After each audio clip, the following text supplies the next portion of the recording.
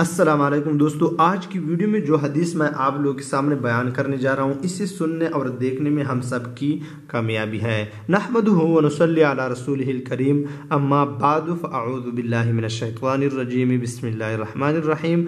حضرت سہل رضی اللہ تعالیٰ عنہ فرماتے ہیں، حضور اقدس صلی اللہ علیہ وسلم نے ارشاد فرمایا کہ جو لوگ اندھیرے میں مسجدوں میں بکثرت جاتے رہتے ہیں، ان کو قیامت کے دن کے پورے نور کی خوشخبری سنا دیں۔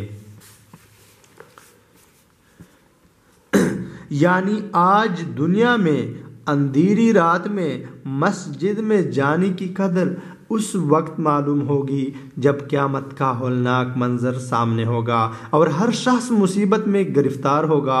آج کے اندھیروں کی مشقت کا بدلہ اور اس کی قدر اس وقت ہوگی جب ایک چمکتا ہوا نور اور آفتاب سے کہیں زیادہ روشنی ان کے ساتھ ساتھ ہوگی۔ ایک حدیث میں ہے کہ وہ قیامت کی دین نور کے ممبروں پر ہوں گے اور بے فکر اور لوگ گھبراہٹ میں ہوں گے۔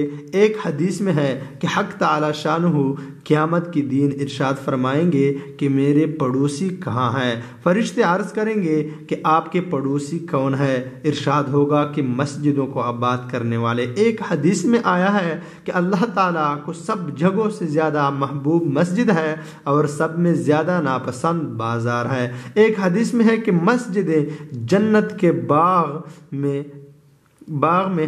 جنت کے باغ ہے۔ ایک حدیث میں ہے، وارد ہے، حضرت ابو سعید رضی اللہ تعالیٰ عنہ حضور صلی اللہ علیہ وسلم سے نقل کرتے ہیں، جس شخص کو دیکھو کہ مسجد کا عادی ہے تو اس کے ایماندار ہونے کی گواہی دو۔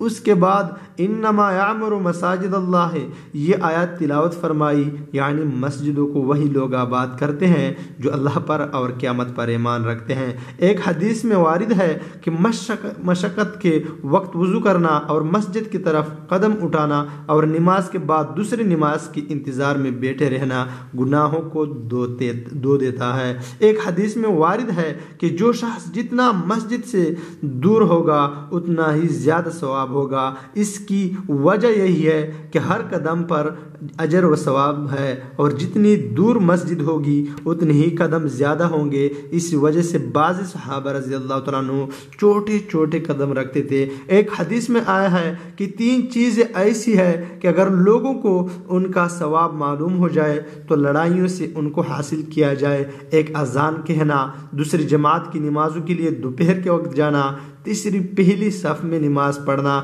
ایک حدیث میں ارشاد ہے کہ قیامت کے دن جب ہر شخص پریشان حال ہوگا اور آفتاب نہایت تیزی پر ہوگا، 7 آدمی ایسے ہوں گے جو اللہ کی رحمت کے سائے میں ہوں گے۔ ان میں ایک شخص وہ بھی ہوگا جس کا دل مسجد میں اٹکا رہے گا کہ جب کسی ضرورت سے باہر آئے تو پھر مسجد میں واپس جانے کی خواہش ہو۔